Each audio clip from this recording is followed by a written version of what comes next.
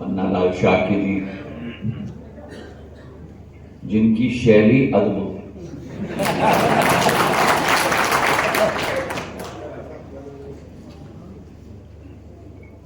एक ऐसा, और मैं शब्द इस्तेमाल कर रहा हूं, कथावाचक के रूप में रहते हैं। मैं क्रिकेट बहुत खेलता हूं, या तो यॉर्कर फेंकते हैं और या तो गुगली फेंकते हैं, और यॉर्कर और गुगली फेंकने के बाद आराम से चुपचाप से जाके बैठ जाते हैं।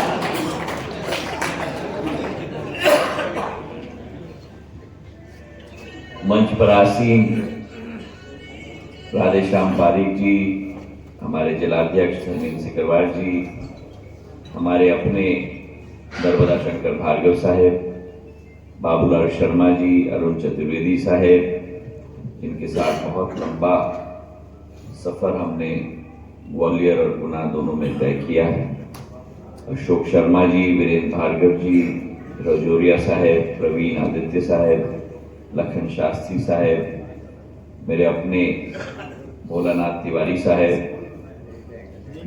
मोहन भार्गव साहेब, ब्रिजमोहन जी भार्गव जी, दिनेश जी आदित्य, मंच पर आसीन हमारे समस्त महानुभाव, और मेरे लिए सबसे महत्वपूर्ण मेरे विद्वानों की समाज, समस्त मेरे ब्राह्मण समाज को मेरा प्रणाम।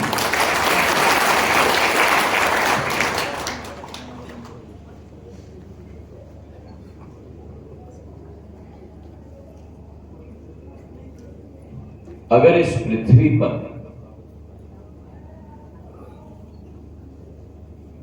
ईश्वर रूपी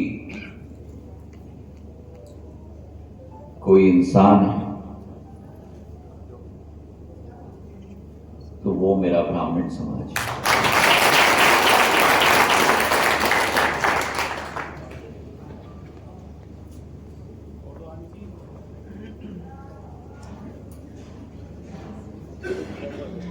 आज कोलारस में राष्ट्र संत महामंडलेश्वर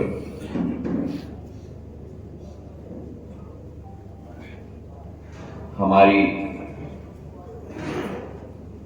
कनक देवी जी की कथा, कनकेश्वरी देवी जी की कथा में उपस्थित होने का मुझे सौभाग्य प्राप्त हुआ। और अभी मैं धर्मेंद्र जी से बात कर रहा था और तिवारी जी से बात कर रहा था, मैं उनको अपना दौरा कार्यक्रम दिखा रहा था।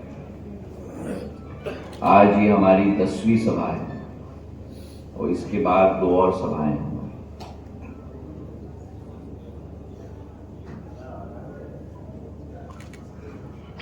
पर मां कनकेश्वरी जी की कथा के कार्यक्रम में जब मैं उपस्थित हुआ, करीब 1 बजे दोपहर और 9 बजे मैं निकला था शिवपुरी से, 4 घंटे हुए, 3 कार्यक्रम हमारे समाप्त हो चुके। जब उस कथा के प्रांगण में मैं उपस्थित हुआ और मंच पर जाकर कथा चल रही थी, वाचन हो रहा था और भगवान श्री राम पर एक मधुर धुन चल रही थी और उन 3-4 मिनट में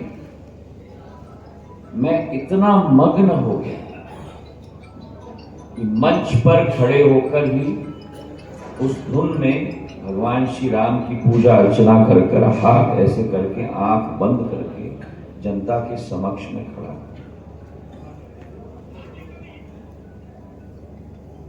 उसके चंद मिनटों बाद मां कनकेश्वरी देवी जी ने आशीर्वाद प्रदान किया और जब मैंने बोलना शुरू किया, वो 4 मिनटों में इतनी ऊर्जा का अनुभव हुआ कि 4 घंटे की पूर्ण प्रवास और कार्यक्रमों का पूर्ण थकान गायब होकर उस वातावरण में व्यक्ति पूर्ण रूप से मग्न हो चुका।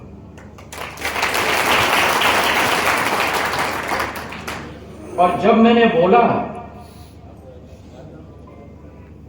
कि राष्ट्र संत महामंडलेश्वर मां कनकेश्वरी जी की ये क्षमता है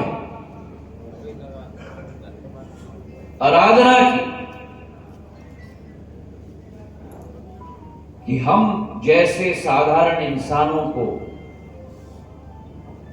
मंत्रमुग्ध करने की क्षमता, मेरे भाषण में उन्होंने मुझे रोका और उन्होंने बोला कि ये मेरी क्षमता नहीं है,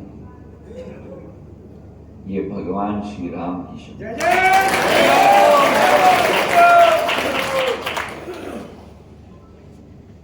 और आप सब उस परम पिता परमेश्वर के परिवार के वंशज हो, जिनकी क्षमता है इस विश्व को, देश को नहीं, गुना को नहीं, मध्य प्रदेश को नहीं, भारत माता को नहीं, लेकिन विश्व को मंत्रमुग्ध करने की।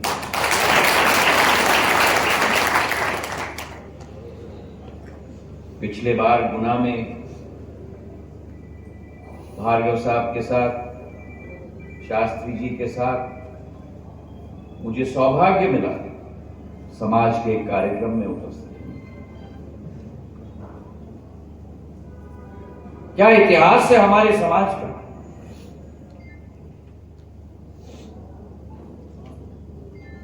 महर्षि दधीची के वंशज आप लोग,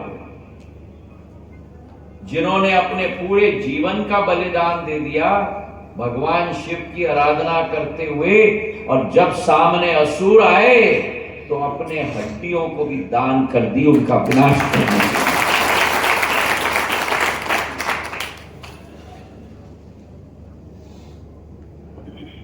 उस वंश, उस श्रेणी की महान वंश ये चलती आती रही।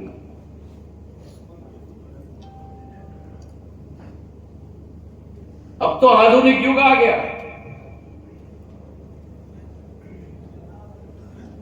लेकिन आधुनिक युग में भी मैं बताना चाहता हूं,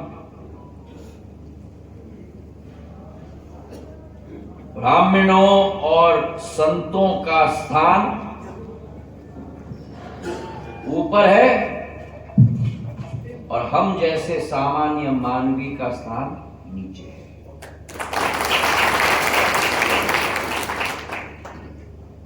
वो कभी हमें भूलना नहीं चाहिए। जो सिद्धि, जो शिक्षा, जो क्षमता आपके समाज में है, अद्भुत है। और इष्ट देवता और मानवी के बीच में अगर कोई है तो मेरा समाज है। और इसलिए आज के कार्यक्रम में मैं नमन करता हूं महर्षि दधीची जी को, भगवान परशुराम जी को, ऋषि विश्वामित्र को, ऋषि वशिष्ठ को,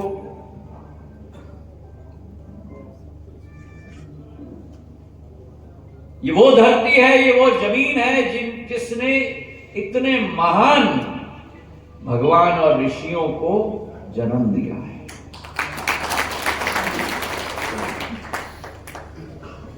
और आज जिस वातावरण में हम बैठे हुए हैं, समाज की सोच विचारधारा हजारों साल से क्या रही है, अपने समाज के बारे में नहीं। आपके समाज ने कभी भी अपनी समाज की मांग इतिहास के हजारों साल में कभी नहीं रखी। रखी मांग, रखी आराधना, रखी आशा, रखी अभिलाषा, सर्व समाज सुखी रहे, आनंद में रहे, विश्व का कल्याण हो, वासुदेव कुटुंबकम की भावना हो और समस्त मानवता सराबोर रहे, यही कामना ब्राह्मण समाज में सभी।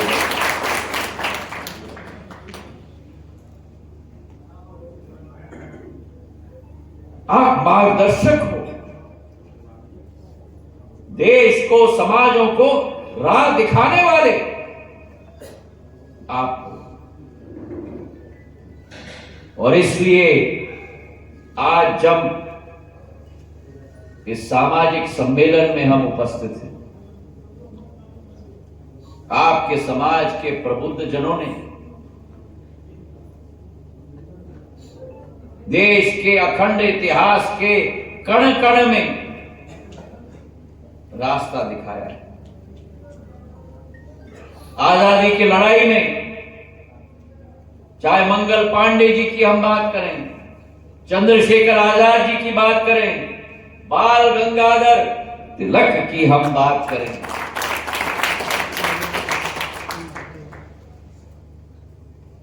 भगवान समान ऐसे हस्तियों को भारत मातृ कोख से जन्म मिला है। आपके समाज के रहे हैं, समाज सेवा के क्षेत्र में भारत की आजादी में एक सेकंड न सोचकर अपना सब कुछ बलिदान देने के लिए निकले तो समाज के लोग निकले। और आपके समाज में मुझे तो आश्चर्य है, मंच से विधानसभा की टिकट की बात की जाए,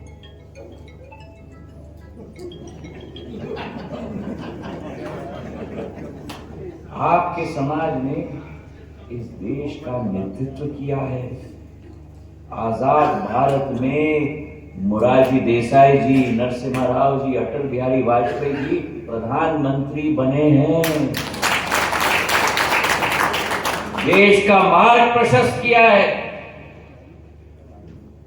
प्रधानमंत्री जी बने हैं। और केवल प्रधानमंत्री नहीं,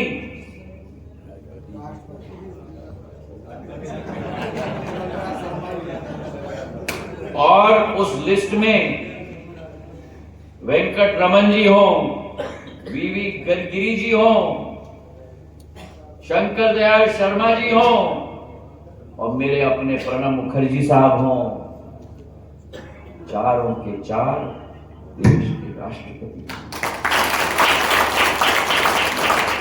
और चारों के चार सिंधिया परिवार के साथ हृदय का संबंध।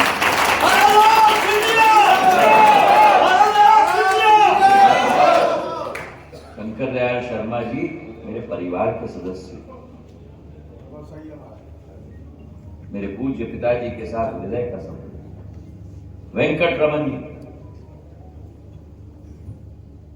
जब भी विदेश के दौरे पे जाते थे मेरे पिताजी को साथ में ले जाते। वीवी गिरी साहब का राजमाता साहब और शिवाजीराव महाराज साहब के साथ संबंध।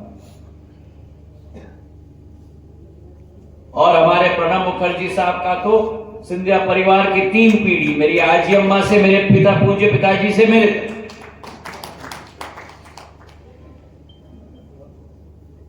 और जब संबंधों की हम बात करें, ये भी मैं बता दूं कि जब पोर्तुगीली ने ब्राह्मण समाज के ऊपर अत्याचार किया और ब्राह्मण समाज पेशवा के यहां गए, पेशवा के भाई चिम्माजी अप्पा जी ने पेशवा से अनुमति ली ब्राह्मण समाज की रक्षा करने के लिए। और जब पेशवा ने अनुमति दी तब चिम्नाबाई अप्पा जी ने किसी और को नहीं लेकिन पेशवा के तलवार कस्तूरी तलवार अगर कोई बना तो सिंधिया परिवार के राणोजी महाराज बने थे, जिन्होंने पोर्तुगीजों की अत्याचार को समाप्त करके ब्राह्मण समाज को संरक्षण दिया। और केवल ये नहीं,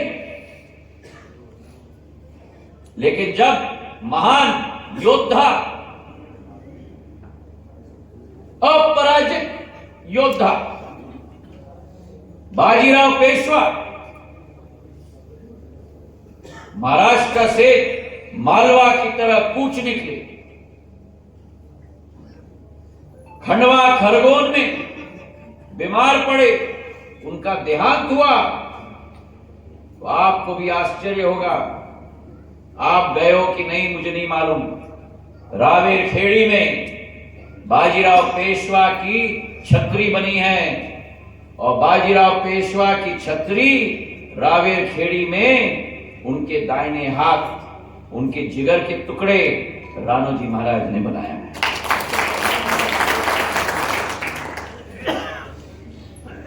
शिवराज सिंह जी के साथ में वहां गया और हमने संकल्प लिया कि उनकी छतरी की जीर्णोद्धार हम लोग करके बनाएंगे। सारे मंदिरों का संरक्षण इस देश में राणोजी महाराज, आज जिस महाकाल मंदिर में हम दर्शन करते हैं, आप में से कितने लोगों को ज्ञान है कि 1125 में इल्तुतमिश ने आकर उज्जैन के महाकाल मंदिर को नष्ट कर दिया था, गोली बारूद से उड़ा दिया था, और लिंग को वहां वाराणसी की तरह ज्ञान व्यापी जैसा कुएं में वहां फेंका था, वैसे उज्जैन के कुएं में फेंका था। राणोजी महाराज ने वो लिंग को देखकर जिस महाकाल मंदिर में आप और हम आज दर्शन करने जाते हैं, वो राणोजी महाराज के द्वारा स्थापित किया।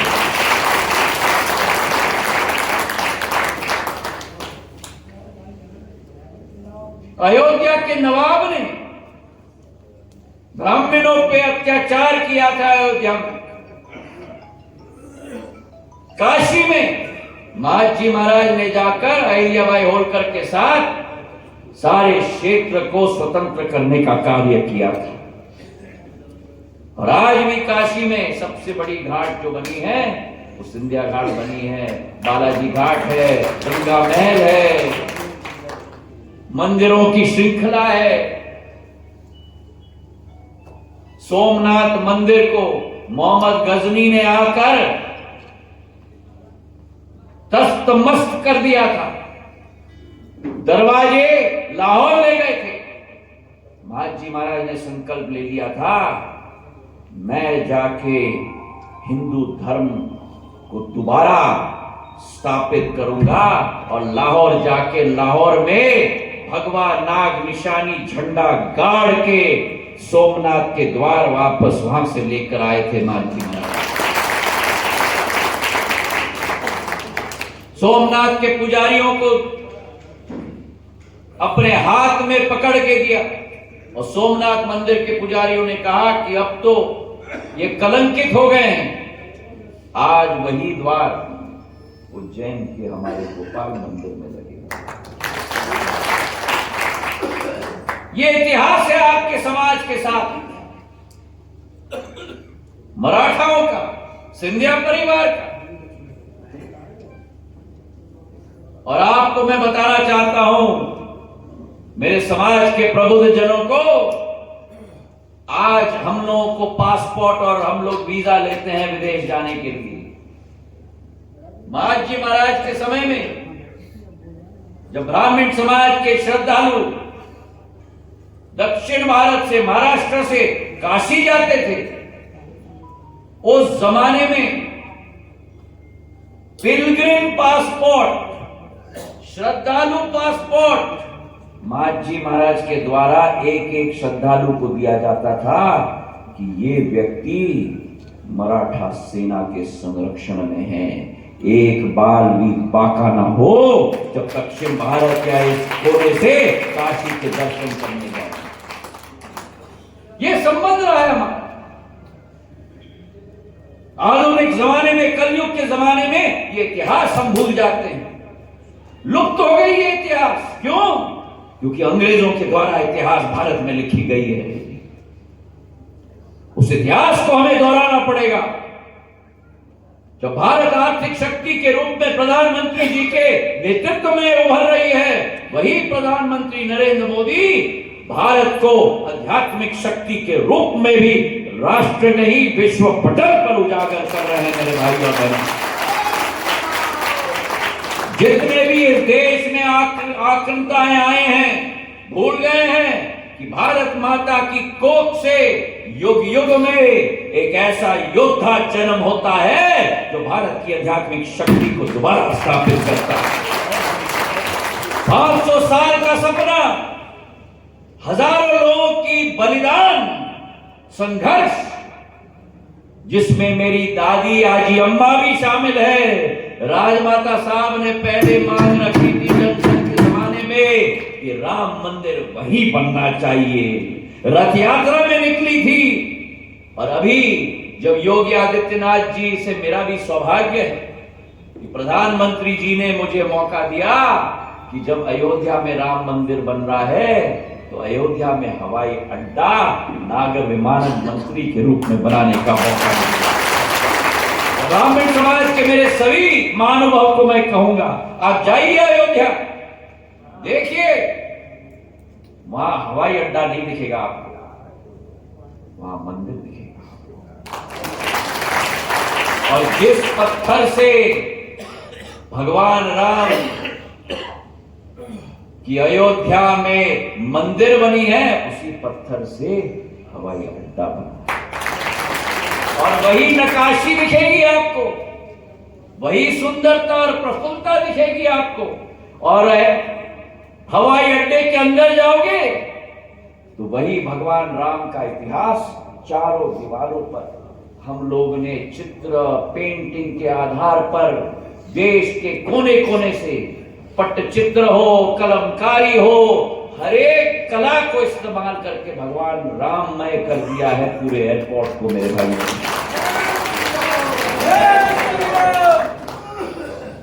हमारे देश को केवल कंक्रीट और कांच के आधार पे नहीं बनाना है, हमारे देश को हमें अपने संस्कृति और धर्म के आधार पर बनाना है। मेरे भाइयों, पूर्ण जीवित करना है भारत माता को आर्थिक शक्ति के रूप में, पूर्ण जीवित करना है भारत माता को आध्यात्मिक शक्ति के रूप में। मेरे भाइयों और बहनों, और वो युग आ गया है। और इसलिए प्रधानमंत्री जी कहते हैं यही समय है, सही समय, यही समय है, सही समय है, भारत का समय है। तो जागो, उठो, जागृत हो। भारत चल पड़ा है अपने सफर पर, अपने अमृत काल से शताब्दी काल के सफर पर। और उस सफर पर कोई शक्ति इस विश्व में हमारी भारत माता को रोक नहीं पाएगी, क्योंकि आपका योगदान, आपका योगदान, आपका योगदान, आपका योगदान, आपका योगदान, 140 करोड़ भारतवासियों का योगदान इस भारत माता को प्रचंड रूप से विश्व पटल पर उजागर करेगी, इसका मुझे पूरा विश्वास है। और आज आपसे मैं निवेदन करने आया हूं, उसमें गुनाह का भी योगदान होगा। आज जब आपके समक्ष में आया हूं, प्रत्याशी आता है चुनाव के पहले खाली हाथ लेकर, लेकिन ये प्रत्याशी केवल नहीं है, ये आपका घर का बेटा है, आपका परिवार का सदस्य है। तो मैं आया हूं गुना को एग्रीकल्चरल कॉलेज देते हुए, गुना पीजी कॉलेज को यूनिवर्सिटी में परिवर्तित करते हुए, तात्या टोपे का महाविद्यालय देते हुए, हमारे आयुष अस्पताल देते हुए, गुना में पासपोर्ट ऑफिस देते हुए, 7 ट्रेन के कनेक्शन मुंगावली, अशोकनगर और भदरवास में देते हुए, और सबसे बड़ी बात गुना में आने वाले दिनों में 45 करोड़ का भव्य एयरपोर्ट भी बनेगा मेरे भाइयों।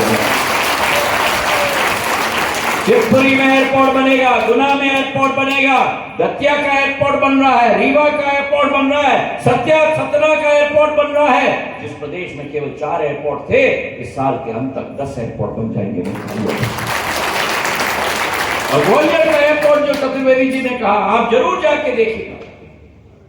मध्य प्रदेश का सबसे बड़ा एयरपोर्ट, इंदौर और भोपाल से बड़ा हमारा और आपका ग्वालियर का एयरपोर्ट। देश में सबसे कम समय में बना हुआ एयरपोर्ट, 75 वर्षों में 2.5 लाख स्क्वायर फुट का एयरपोर्ट इतने कम समय में नहीं बना। 16 अक्टूबर 2022 को गृह मंत्री जी ने शिलान्यास किया। 10 मार्च बड़े महाराज की जन्म जयंती पर प्रधानमंत्री जी ने उसका लोकार्पण कर दिया। 16 महीने में बनाकर मैंने आपको दे दिया। आप और हम अपना घर 16 महीने में नहीं बना सकते। 2.5 लाख स्क्वायर फुट का एयरपोर्ट मैंने 16 महीने में बना के आपको दे दिया। तो मन में इच्छा है आपकी सेवा करने की, मन में इच्छा है गुना शिवपुरी अशोकनगर के झंडे को बुलंद करने के लिए। और इसलिए मैं आपसे निवेदन करना चाहता हूं, फिर एक बार, अरे दम से बोलो, फिर एक बार, फिर एक बार, फिर एक बार, मोदी जी का साथ, मोदी जी का साथ, आपका विश्वास, मोदी जी का साथ, आपका विश्वास, आशीर्वाद समान आपके परिवार के सदस्यों को, मोदी जी का साथ, आपका विश्वास, सिंधिया का प्रयास, और मिलकर होगा गुना अशोकनगर और शिवपुरी का 100 गुना विकास। बहुत बहुत धन्यवाद। जय हिंद।